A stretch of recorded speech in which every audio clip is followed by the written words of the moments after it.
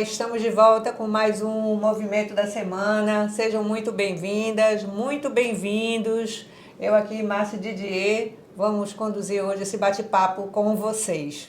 Isso, Patrícia. E hoje a gente vai começar falando sobre a propaganda eleitoral, né, que está entrando no ar nesta sexta-feira e que antigamente sempre gerou muita expectativa, né? O que é que os candidatos estão preparando e porque era um fator muito decisivo na campanha, né?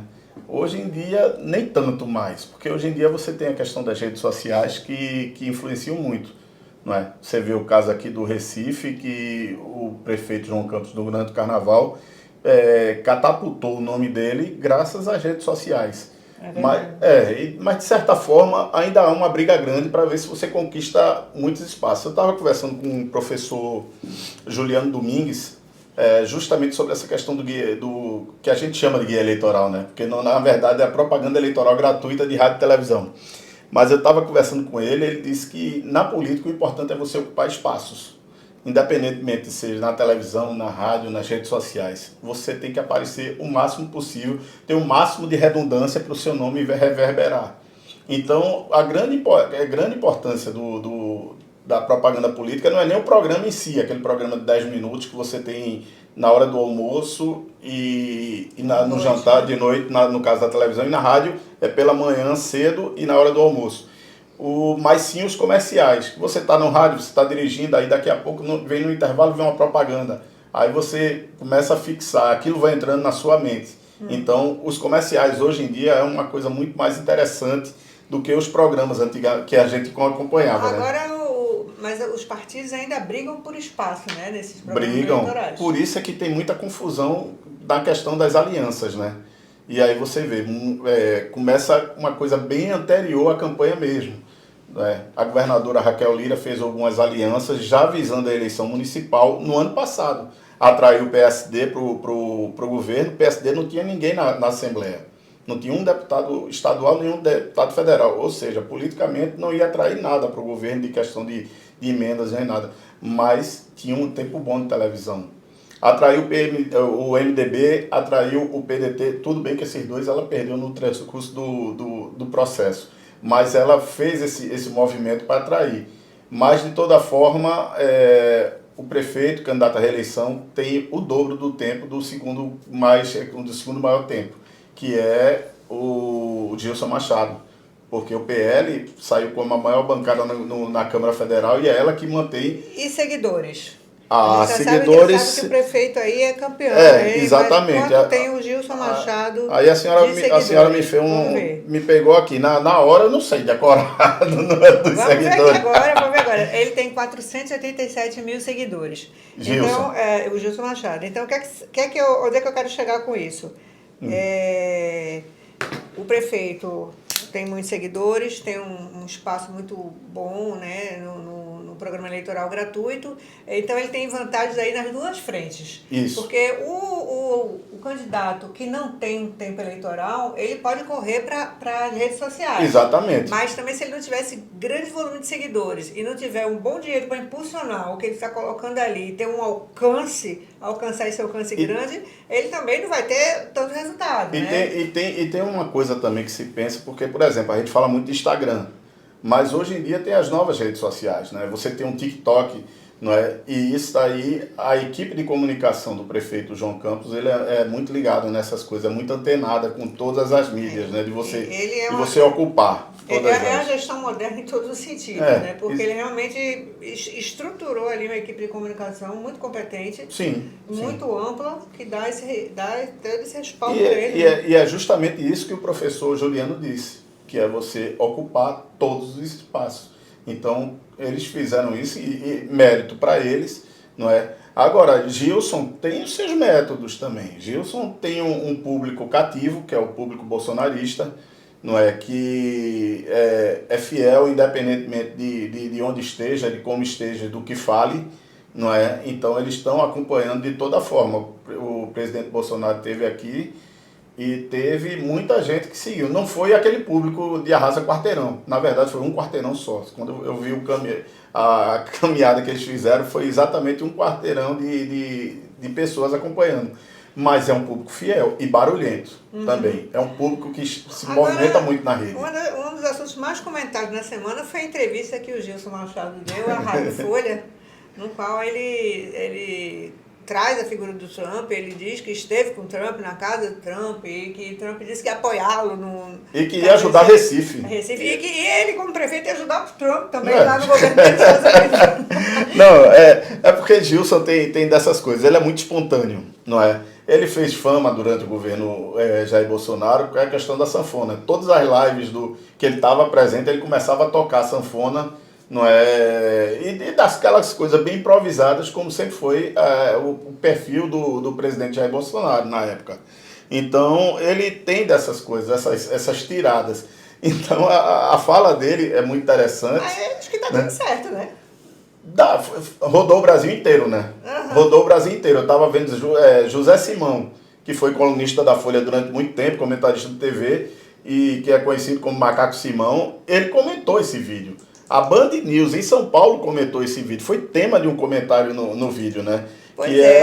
Que ele fala que ele já teve com o príncipe Mohamed, uma coisa desse tipo, né? E ele carrega, quando ele está falando nessas coisas, ele carrega bem num pernambuquês, né? Olha, eu não sei se já é feito dessas maluquices que ele andou falando por aí, mas a pesquisa que a Folha de Pernambuco trouxe com o IPESP coloca lá ele em segundo lugar com 6%, à frente do Daniel Coelho com 5% e Dani Portela com 3%, né? Assim, ele tem muita possibilidade de crescimento por causa disso, que ele tem um público fiel, ele tem tempo de televisão, mas claro que não vai chegar no nível do prefeito. O prefeito está numas coisas... A gente, muitas vezes, muito se questiona essas pesquisas e tudo mais, não esse caso da Folha, porque aí é um de veículo, é uma pesquisa de veículo, confiável. Mas tem algumas pesquisas antigamente que deram o prefeito com 70%, a turma dizia, peraí, essa pesquisa não está certa. Mas mesmo as pesquisas internas das campanhas apontam para isso. O prefeito com 75, 70, com 72, por aí, nessa coisa. Então, Gilson está nessa campanha, marcando espaço, levando o legado bolsonarista para 26, evidentemente, que isso tem que ser dito. Não é? Numa terra em que Lula é maioria, só perdeu em um município, o presidente Lula, na última eleição, e que vai ter João Campos como candidato ao governo no palanque dele e Raquel flertando com o palanque dele, então você teria que criar um local, uma pessoa, um porto seguro para Bolsonaro fazer a campanha em 26. E Gilson está se saindo bem no papel dele. Gilson é o Pablo Marçal de Pernambuco? Você diria isso? Não? Eu não sei, porque Pablo Marçal é uma grande incógnita, né? Você não sabe como é. O que é Pablo Marçal? Ele era um coach que levou, acho que umas 30 pessoas para uma caminhada de sobrevivência num morro, em que teve os bombeiros tiveram que ir lá para tirar o povo, porque senão o povo ia morrer, porque teve uma tempestade, não é? Aí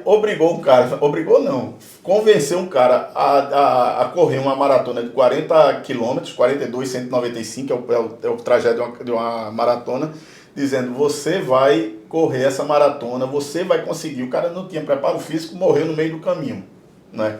Então, esse é Pablo Marçal, que é uma pessoa que sabe se comunicar muito bem, e entra nessa questão do outside na política, né? Você fora da política, que o povo, muita gente privilegia isso, mas eu me lembro, desculpa Patrícia que eu estou falando, mas eu me lembro muito de Joaquim Francisco, ex-governador, que disse que uma vez, quando era prefeito, Miguel Arraes era governador, Arraes ligou e fez, Joaquim, eu acho que nós temos que botar técnicos para disputar a eleição, fora da política.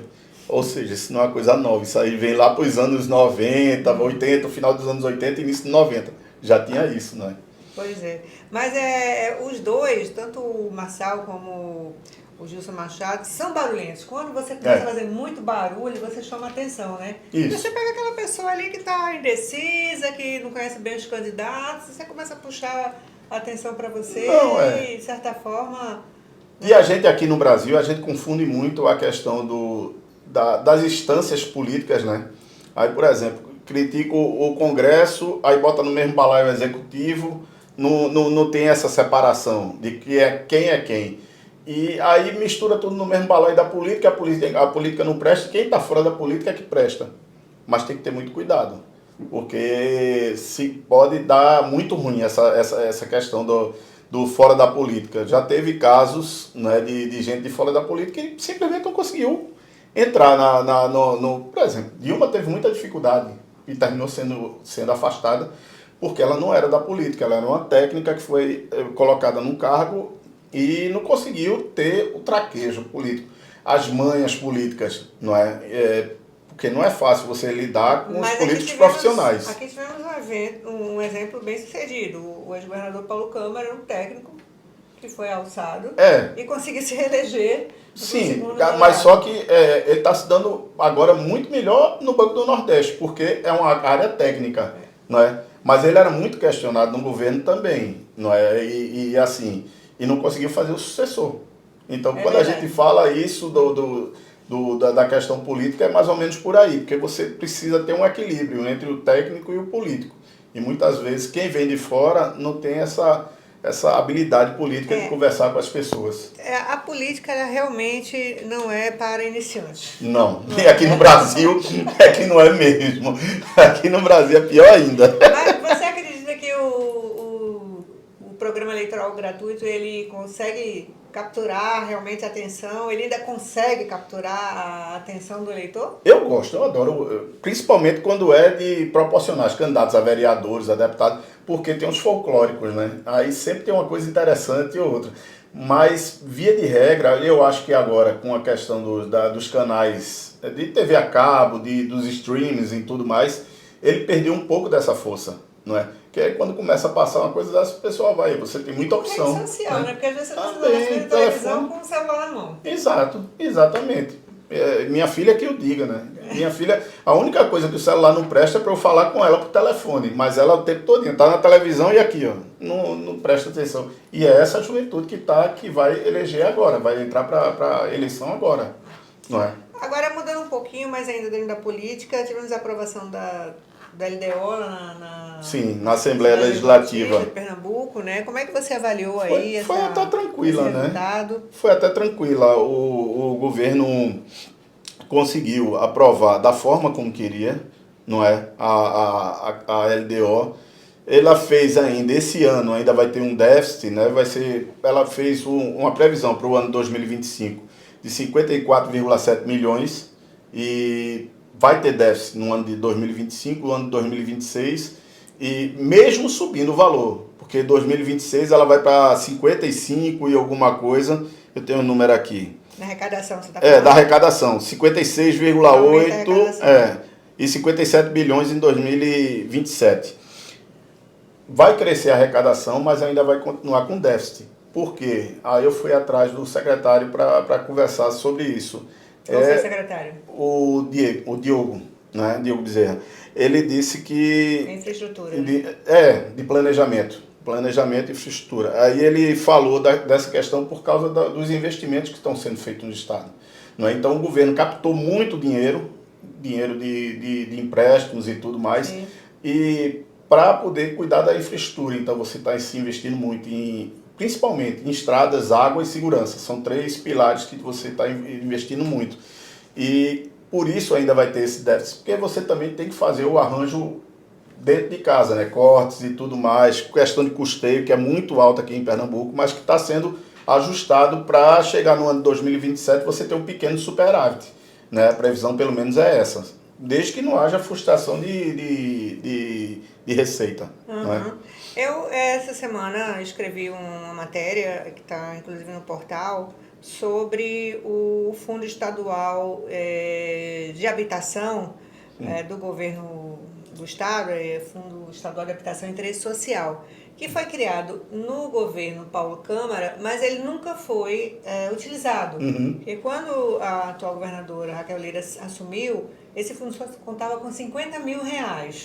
E o que aconteceu em 18 meses, nos últimos 18 meses? O governo decidiu se desfazer de imóveis, sim, que estavam ociosos ou que estavam com aluguel muito baixo e ainda assim tinham, mesmo tendo valor comercial bom, começou a se desfazer desses imóveis e com os recursos obtidos, passou a investir nesse fundo. Esse fundo, em 18 meses, passou a ter 10,5 milhões de reais. E com esses recursos, o governo está começando a destravar obras dos habitacionais. Então, agora no final desse mês, está sendo entregue um habitacional que vinha sendo construído em Bezerros, estava parado desde 2018, né? São em torno de 240 famílias que vão ser beneficiadas. E também com esses recursos, o governo tem financiado o Entrada Garantida, que é aquele subsídio que está se dando de 20 mil reais para que as famílias possam ter acesso ao Minha Casa Minha Vida. Então, com esses recursos, o governo conseguiu dar uma arrumada aí na política habitacional dentro daquele programa Morar Bem em Pernambuco. É uma ação interessante, né? A gente tem que reconhecer aí o papel da secretária de Habitação, Simone Nunes, que é originária da Caixa Econômica, entende bem do assunto e conseguiu fazer um planejamento muito interessante para essa área habitacional. E isso a governadora Raquel está fazendo, está indo pegar muita gente na Caixa Econômica para destravar, que sabe os caminhos de como buscar recursos, não é? E para destravar as coisas, como por exemplo, Paulo Neri, que é hoje em dia o secretário de Turismo, também veio da Caixa Econômica, não é? Então você tem um pessoal, ela até brinca quando ela teve uma audiência que estava o presidente da Caixa lá, ela fez, olha, eu vou buscar mais gente ainda, entendeu? Porque ela está pegando um bocado de gente para isso. Mas essa questão habitacional é interessante porque também o governo Lula também está entrando forte nessa questão. É uma área que ele sempre foi muito ativo nessa questão do Minha Casa Minha Vida e tudo. E eu acho que aqui em Pernambuco, tenho certeza, aqui em Pernambuco vai dar um boom ainda maior pela questão daqueles prédios caixão, né?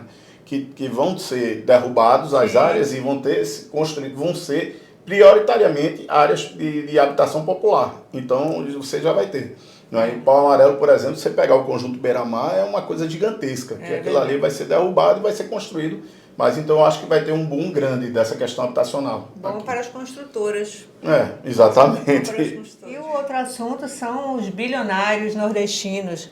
A Forbes divulgou a lista anual dos bilionários brasileiros, são 240 ao todo, e desses, 18 são nordestinos.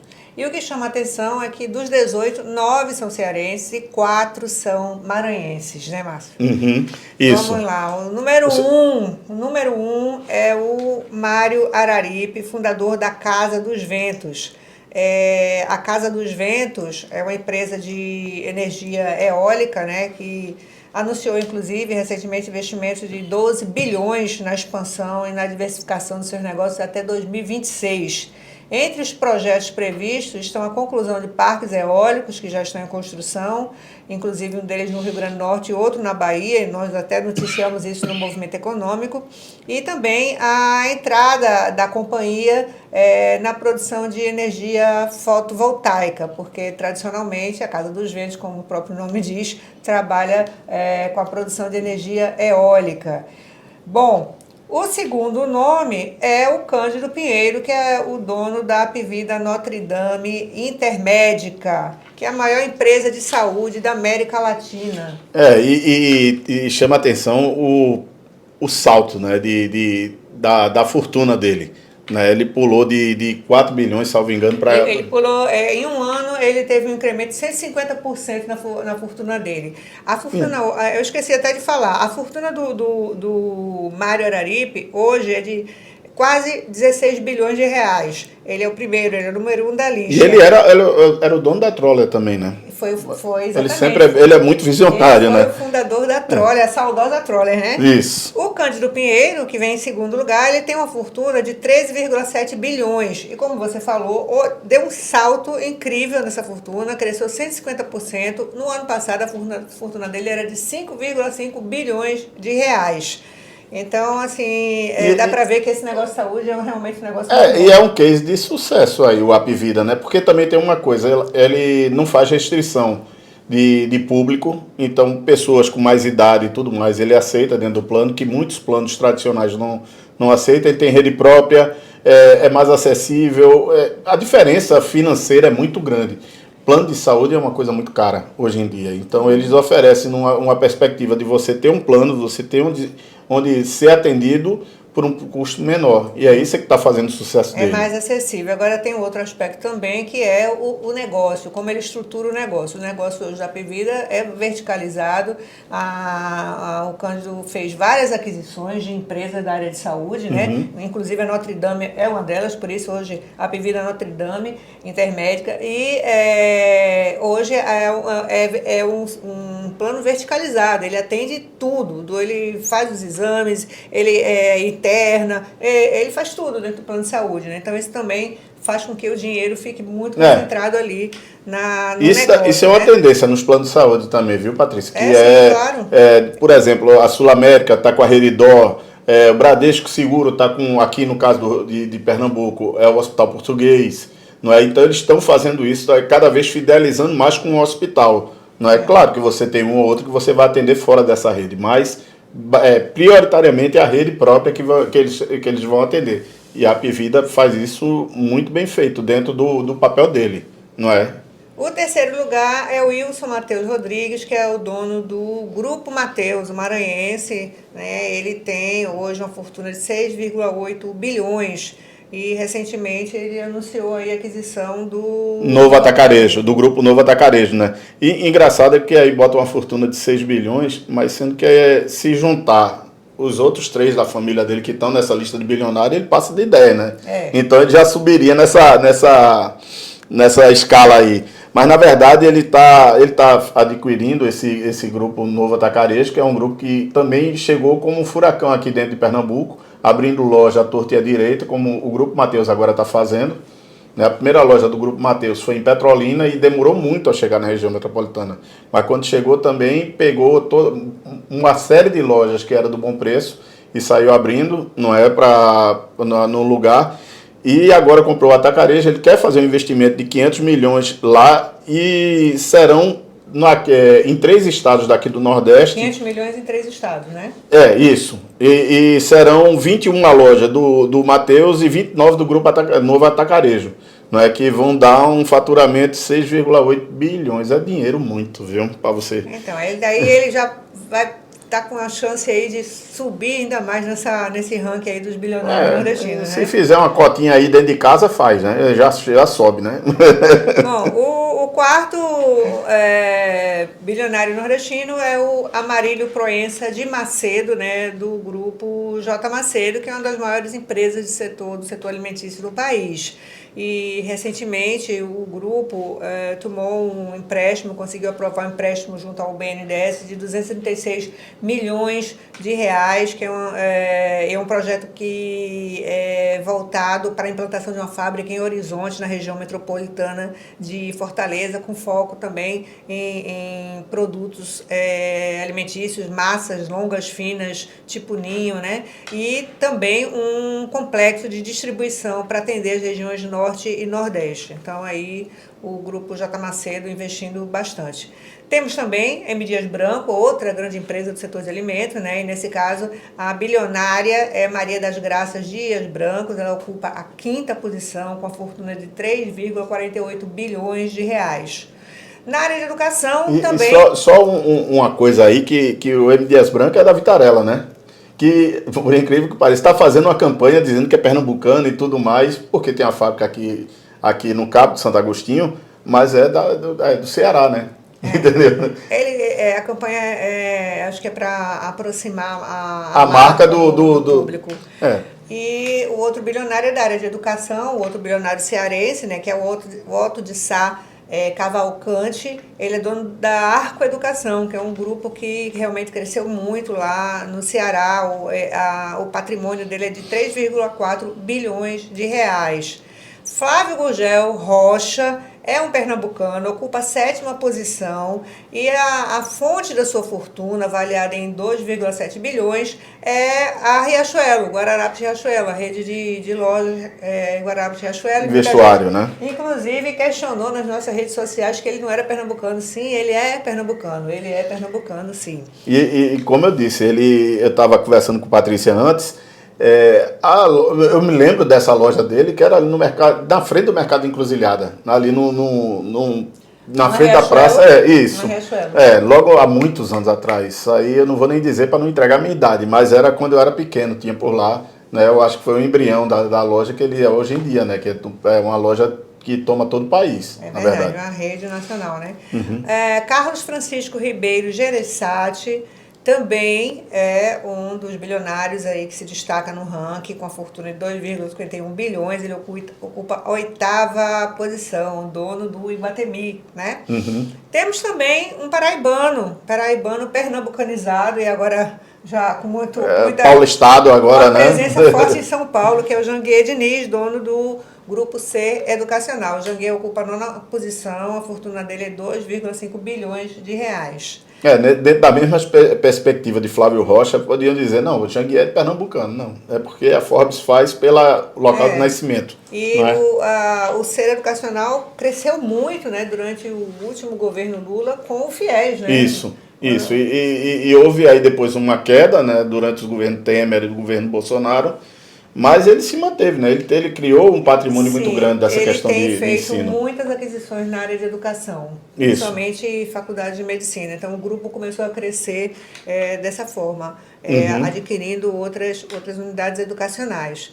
Jorge Fontoura Pinheiro, também do Apvida, o 10º no ranking dos bilionários nordestinos, com a fortuna de 2,48 bilhões de reais. Cândido Pinheiro Júnior, também, ele é o 11º, com a fortuna de 2,44 bilhões de reais. E Maria Barreto Pinheiro, a 12ª colocada do Grupo Mateus, com 2,33 bilhões de reais. Denilson Pinheiro Rodrigues, também é do Grupo Mateus, está na 13ª posição, com a fortuna de 1,69 bilhão de reais. E o Wilson Mateus Rodrigues Júnior, também do Grupo Mateus, com 1,69 bilhão de reais. José Caetano Paula de Lacerda é da Bahia, é o 15º bilionário do Nordeste, é do Grupo GPS, e junto com ele, Carlos Nascimento Pedreira, também do Grupo GPS, na 16ª posição, com a fortuna de 1,57 bilhões de reais. Antônio Augusto de Queiroz Galvão, outro pernambucano, ocupa a 17ª posição. Ele é ligado ao grupo Queiroz Galvão, construtora forte, né? Todos conhecem a origem da Queiroz Galvão. E a fortuna dele é 1,48 bilhão de reais. José Roberto Nogueira entrou para esse grupo. Ele é o dono da BrisaNet, uma empresa de telecomunicações que cresceu muito, inclusive fez o IPO há quase 2 anos atrás, se capitalizou, expandiu, entrou no leilão da Anatel, ganhou áreas aqui no Nordeste e começou a crescer com muita força. É uma das maiores empresas de telecomunicações do Brasil, passou inclusive a TIM há muito tempo, antes mesmo de fazer o IPO, a BrisaNet já tinha passado. E ela é muito forte, era muito forte na Paraíba e agora está entrando aqui em Pernambuco também. E entrando muito forte também. Ela é forte no Nordeste todo, tá? A BrisaNet, ela nasceu na cidade de Pereiro, no interior do Ceará, no sertão cearense, e inclusive mantém lá a sua sede.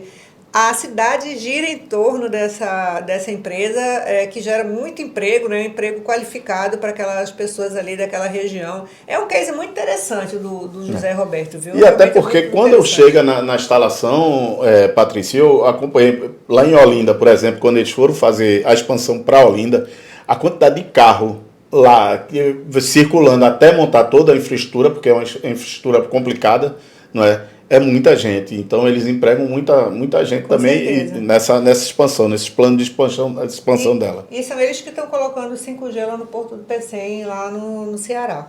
Bom, gente, é isso. Esses são os bilionários do Nordeste. Nós vamos ficar por aqui e agradeço a Márcia aqui a parceria mais uma vez nesse programa, Márcia. Obrigada. Valeu, a você. chefa. Valeu. E obrigada a você que nos acompanhou até aqui. Até moderação, né? Final de semana, moderação. Moderação.